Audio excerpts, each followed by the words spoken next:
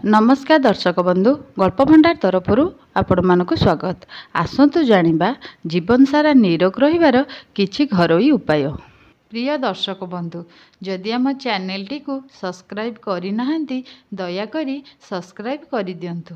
Number 1 जदि नियमित रूप से दही सेवन करती तेबे एहा द्वारा हाड़ मजबूत होता है एवं ता सहित दांत मजबूत होता है कारण एथिरे प्रचुर मात्रा रे कैल्शियम रही। नंबर 2 सकाळु सकाळु छोट पिलांक शरीर रे भलरे तेल मालिश करिकी सकाळर कौलिया सूर्य किरण रे छुआ को किछि समय रखिबा द्वारा छुआ मानकर हाड़ मजबूत होता है एवं शरीर मध्य मजबूत होता है। नंबर 3 जदि आपण को कम भोक लगुच तेबे आपण गुड़र सेवन करंतु एहा द्वारा भोक लागिबा सहित पाचन क्रिया मध्य मजबूत होता है। नंबर 4 गहम अटारे जदि टिकिए चोकड़ रही थाए तेबे एहाकू चलारे चलांतु नहीं। एमिति अटा सेवन करने द्वारा स्वास्थ्य पाई लाभकारी होता है। नंबर 5 सबु बेले जदि आपण अस्वास्थ्यकर खाद्य सेवन करेंगे तेबे आपणकर मस्तिष्क शीघ्र कमजोर हो पड़ता है एवं आपण शीघ्र बीमारी रे पड़ी थांती। नंबर 6 जेउ मानकर उच्चता कम होता है एवं शरीर दुर्बल बा कमजोर होता है सेमाने प्रतिदिन अमृतभंडा सेवन करंतु एवं प्रतिदिन ओहलंतु एहा द्वारा शरीर उच्चता वृद्धि होता है। नंबर 7 गोटे आलूर टुकुड़ा को लेकिन ताकू पानी रे भिजेकी किछि समय पाई चेहरा रे घसंतु एमिति करिबा द्वारा चेहरा रे बहुत सुंदर ग्लो आसी थाए। नंबर 8 सोरिष तेल रे लुण मिसाई दांत रे घसीबा द्वारा हलदिया दांत पूरा सफा हो जाई थाए। नंबर 9 सेक्स करने समय केबे भी कौनसी प्रकारर तैल व्यवहार करने उचित नुहे कारण तैल द्वारा कुप्रभाव पड़ी था। नंबर 10 दही रे अल्प गोलमरीच गुंड मिसाई सेथिरे केश सफा करने द्वारा केश कला होता है एवं ता सहित केश झड़िबा मध्य बंद हो जाए। नंबर 11 आवश्यकता ठारू अधिक बारंबार चिंता करने अपेक्षा चेष्टा करंतु समस्यार समाधान करने पाई। अधिक चिंता करने द्वारा मनीष शीघ्र वृद्ध हो जाए एवं सबु प्रकार रोग माड़ी बसी थाए। नंबर 12 मुल्तानी माटी रे दही मिसाई चेहरा रे लगाइबा द्वारा खरारे कला पड़िथिबा चेहरा पूरा सफा हो जाए। नंबर 13 अत्यधिक ठंडा पानीर सेवन करने द्वारा पाचन क्रिया कमजोर होगाकू लगी थाए एवं ता सहित इम्यूनिटी सिस्टम मध्य दुर्बल होगाकू लगी थाए ता सहित कफ ठंडा मध्य होई न थाए।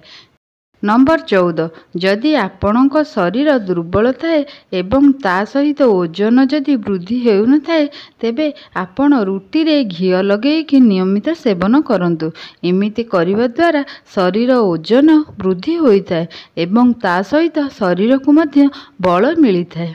नंबर 15 दिन जाकर भोजन भितर प्रथमे सकाळर भोजन पूरा पेट फुल करी सेवन करने उचित एवं तापर जेउ भोजन करिवे ताहा अल्प अल्प भोजन करने उचित।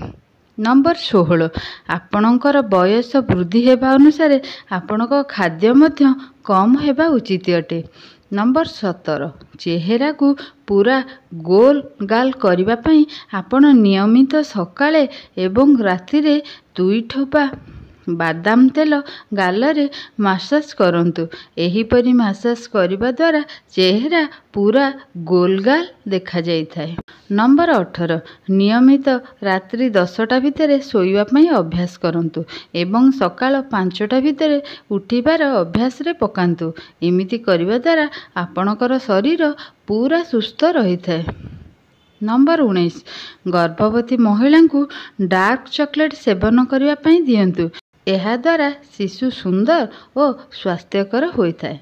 वीडियोटी शेष पर्यंत देखंतु एवं लाइक शेयर कमेंट भी करंतु। ନମ୍ବର 20 ଥଣ୍ଡା କାଶ ହେଉଥିଲେ ଟିକିଏ ଅଦା ରସ, ମହୁ ଓ ତୁଳସୀ ପତ୍ରର ରସକୁ ମିଶାଇ ସେବନ କରିବା ଦ୍ୱାରା ଥଣ୍ଡା, କାଶ ଆଦି କଫଜନିତ ରୋଗ ଦୂରେଇ ଯାଇଥାଏ। ନମ୍ବର 21 ଆପଣ ନିୟମିତ ରୂପରେ ପଇଡ଼ ପାଣି କିମ୍ବା ଲେମ୍ବୁ ପାଣି ନିହାତି ଭାବରେ ପିଅନ୍ତୁ। ଏମିତି କରିବା ଦ୍ୱାରା ଶରୀର ଆଉ କମଜୋର ହୋଇନଥାଏ। ନମ୍ବର 22 ଯଦି କାଗଜ ଲେମ୍ବୁର ରସ ଆଖିରେ କଳା ଲଗାଇଲା ପରି ଲଗାନ୍ତି, ତେବେ ଏହାଦ୍ୱାରା ଆଖିରେ ହୋଇଥିବା ଆଲୁଅ ଦୂର ହୋଇଯାଇଥାଏ। ନମ୍ବର 23 ଯଦି ଆପଣଙ୍କୁ ଦୁର୍ବଳ ଅନୁଭବ ହେଉଥାଏ, ତେବେ ଆପଣ ପ୍ରତିଦିନ ଗୋଟେ ଗିନା ସାଲାଡ୍ ସେବନ କରନ୍ତୁ। ଏହାଦ୍ୱାରା ଆପଣଙ୍କର କମଜୋର ଦୂରୀଭୂତ ହୋଇଥାଏ। ନମ୍ବର 24 ମାଣ୍ଡିଆରେ ଅଧିକ ପରିମାଣରେ କ୍ୟାଲସିୟମ୍ ରହିଥାଏ। ଏହାକୁ ସେବନ କଲେ ବାହୁ ମଜବୁତ ରହିଥାଏ ଏବଂ ତା ସହିତ ସକାଳୁ ସକାଳୁ ମାଣ୍ଡିଆ ସେବନ କରିବା ଦ୍ୱାରା ପେଟ ଥଣ୍ଡା ରହିଥାଏ।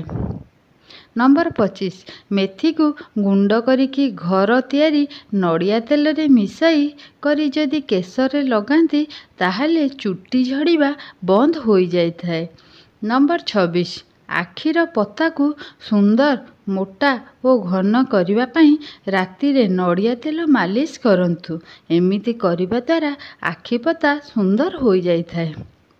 ନମ୍ବର 27 ସପ୍ତାହର ମଝିରେ ମଝିରେ ଥରେ ନିଶ୍ଚିନ୍ତ ପିତା ସେବନ କରନ୍ତୁ। ଏହାଦ୍ୱାରା କୃମି ହୋଇନଥାଏ ଏବଂ ଡାଇବେଟିସ୍ କଣ୍ଟ୍ରୋଲ ରହିଥାଏ। ନମ୍ବର 28 ଯଦି ଆପଣଙ୍କର କିଛି ପେଟ ରୋଗ ରହିଥାଏ, ତେବେ ଆପଣ ନିଜ ଖାଦ୍ୟରେ ପ୍ରତିଦିନ ମସୁର ଡାଲି ସେବନ କରନ୍ତୁ। ନମ୍ବର 29 ସବୁବେଳେ ଭାତ ଅଧିକ ସେବନ କରିବା ଠାରୁ ଦୂରେଇ ରୁହନ୍ତୁ। ଅଧିକ ଭାତ ସେବନ କରିବା ଦ୍ୱାରା ପେଟର ଚର୍ବି ବଢ଼ିଥାଏ। ନମ୍ବର 30 ଗାଈ କ୍ଷୀରର ସରକୁ ଓଠରେ ଲଗାନ୍ତୁ। ଏହାଦ୍ୱାରା ଓଠ ଫାଟି ନଥାଏ ଏବଂ ଓଠ ସୁନ୍ଦର ଓ ଚିକ୍କଣ ରହିଥାଏ। ଆଶା କରୁଛି ଆଜି ଏହି ଟିପ୍ସ ଗୁଡ଼ିକ ସମସ୍ତଙ୍କୁ ବହୁତ ଭଲ ଲାଗିଥିବ ଏବଂ ଆପଣମାନଙ୍କର ଦରକାର ସମୟରେ ନିହାତି ଭାବରେ କାମରେ ଆସିବ। ଭିଡ଼ିଓଟି ଭଲ ଲାଗିଥିଲେ ଭିଡ଼ିଓଟି ସେୟାର କରନ୍ତୁ, ଲାଇକ୍ କରନ୍ତୁ। ଚ୍ୟାନେଲରେ ନୂଆ ଥିଲେ ଚ୍ୟାନେଲକୁ ସବସ୍କ୍ରାଇବ୍ କରିଦିଅନ୍ତୁ। ଭିଡ଼ିଓଟି ସମ୍ପୂର୍ଣ୍ଣ ଦେଖିଥିବାରୁ ଆପଣଙ୍କୁ ଅଶେଷ ଅଶେଷ ଧନ୍ୟବାଦ। ଜୟ ଜଗନ୍ନାଥ।